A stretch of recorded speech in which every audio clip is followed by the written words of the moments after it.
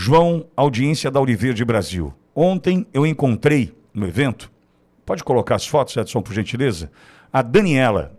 A Daniela quem é? Daniela é esposa do general Mário Fernandes. O Mário que está preso, salvo engano, já são 150, 170 dias.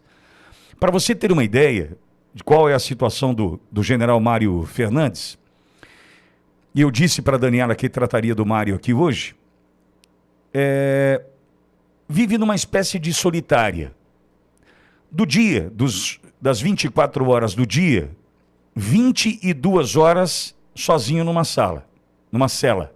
22 horas. 2 horas de um pseudo-convívio, né? Que é a hora do banho de sol.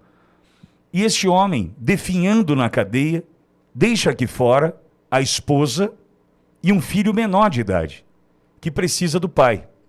E ela levou ontem alguns cartazes. Edson, os cartazes, e o João vai ler para nós, né, o que diz, né? Esse, por exemplo, João, para quem está acompanhando a gente, o que diz, João? Esse cartaz diz o seguinte: o general Mário está cumprindo uma prisão preventiva ilegal que serve como antecipação de pena de um crime que nunca cometeu. Tem um outro cartaz também, por gentileza. Edson. O próximo... O outro cartaz agora na tela para gente. Próximo diz o seguinte: o Exército abandonou militares de reputação ilibada. 170 dias de solitária. Prisão preventiva ilegal. 170 dias, destes faz aí vezes 22 horas, é o tempo que esse homem tem passado sozinho, numa tortura que está vivendo, né? Aliás, esse cartaz para mim é o mais emblemático de uma esposa que chora, de uma mãe que vê o filho crescer, né, sem o pai, né, vivendo essa tortura de uma prisão preventiva, de prevenir o quê?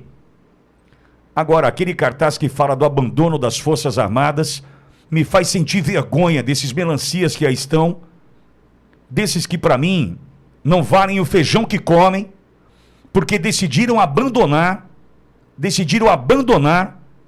pessoas idôneas, corretas, como o general Mário Fernandes. Braga Neto, Mário Fernandes, tem um monte, agora tem um monte de abandonado por esse exército que está aí, que enche de vergonha Duque de Caxias, mas você não tenha dúvida, Essa senhora me procurou ontem aos prantos e disse: Pitoli, não esquece do meu esposo. E eu disse para ela: não, eu pedir desculpas, inclusive. Né? Braga Neto, a gente tem tratado do Braga Neto aqui, que também está preso há 170 dias, e tem esse homem, pai, esposo, preso, 22 horas do dia, numa solitária, e precisando voltar para casa. Nada justifica a manutenção da prisão preventiva deste homem, Leandro. Nada justifica, Pitoli. A gente vê, nós estamos aqui retratando o que vemos falando, né? É o desespero de uma esposa, sem sombra de dúvidas, que está ali também aprisionada, né? Ela não tem como toda a família não sofrer das mesmas consequências de que, por exemplo, o general Mário Fernandes ou Braga Neto, entre outros presos, né, políticos, estão sofrendo. A família também fica aprisionada, a família fica paralisada, em desespero, em sofrimento. Então, é uma dor muito grande, principalmente porque estamos falando de pessoas que não cometeram qualquer crime, muito pelo contrário, são pessoas que têm um currículo, uma história, enfim, limpa, um currículo realmente invejável, que honra o nosso país, que orgulha os brasileiros, mas que neste momento estão sofrendo aí esta perseguição e esta tortura que é praticada pela nossa Suprema Corte, né, com os desmandos autoritários do Alexandre de Moraes, mas nós não podemos deixar de aqui dar visibilidade também à responsabilidade dos melancias, sim, que se curvam, né, a esta ditadura em prejuízo dos seus pares, né, prejudicando até a imagem, né, das nossas Forças Armadas, do Exército Brasileiro, porque eles se curvaram diante da tirania, da ditadura, frente em razão dessa tortura, dessa injustiça, dessas prisões arbitrárias, que se tornou uma verdadeira vergonha, né, para o nosso país.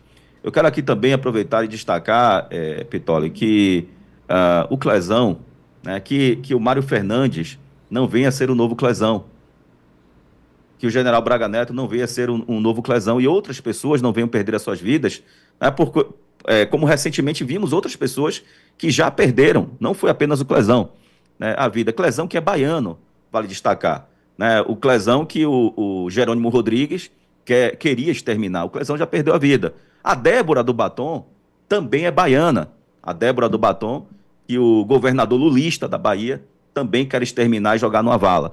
Então, é sobre tudo isso que nós estamos falando, o sentimento, o ódio que nós vimos aqui de um governador, volto a repetir, isso é importante, Pitoli, por que eu estou repetindo? Porque o sentimento, o ódio, né, que esse governador externou, governador lulista, externou numa escola, olhem bem vocês, dentro da inauguração de uma escola, olha onde ele externou esse ódio contra milhões de brasileiros. Isso atinge todos nós, né? Atinge o baiano, atinge a Débora, que é baiana, atinge a memória do Clezão, que já foi, né, infelizmente, exterminado por essa ditadura. Então isso tudo é inaceitável, mas nós vamos dar a volta por cima. E eu quero deixar aqui um recado especial, não apenas para todo o Brasil, mas especialmente aqui para a nossa Bahia. Nós vamos, Pitoli, nós vamos, aqui uma determinação, nós vamos derrotar o PT aqui na Bahia. Nós vamos libertar essa Bahia desses exterminadores, desses que desejam o extermínio em massa de pessoas. Nós vamos libertar essa Bahia e ajudar com isso a libertar o Brasil e fazer justiça a esses milhões de brasileiros que estão aí sofrendo, porque todos nós sofremos com essas prisões. Então, e eu quero fazer aqui também trazer à luz mais um sentimento que eu tenho, que é despertado por esse grande homem chamado Jair Messias Bolsonaro, que deixa ali, muitas vezes, de pensar na sua própria saúde, que eu tenho certeza que ele não tem a recomendação médica para estar, nesse momento, aí participando desse ato. Tenho certeza que, como você bem falou, Pitoli, a dona Michele também deve ter, a recomendação deve ter sido contrária a ele estar ali presente. Porque em qualquer momento ele pode ter uma recaída, ainda mais naquela situação de esforço e do procedimento que ele passou. Mas esse homem é um guerreiro. Volto a dizer, esse homem é o maior herói da história dessa nação. Deixa de pensar na própria vida, deixa de pensar na própria liberdade. Ele tem consciência dos riscos que ele está correndo. Mas tudo isso em favor dessas pessoas que precisam da anistia, esses inocentes que estão sendo torturados. Então, a cada dia que passa, este homem, o Jair Messias Bolsonaro, nos deixa mais exemplos, nos enche de orgulho e nos faz querer lutar cada vez mais para que ele retorne à presidência da República, que é o que o nosso Brasil merece, é o que o nosso Brasil moralizado merece. Jair Messias Bolsonaro, presidente da República.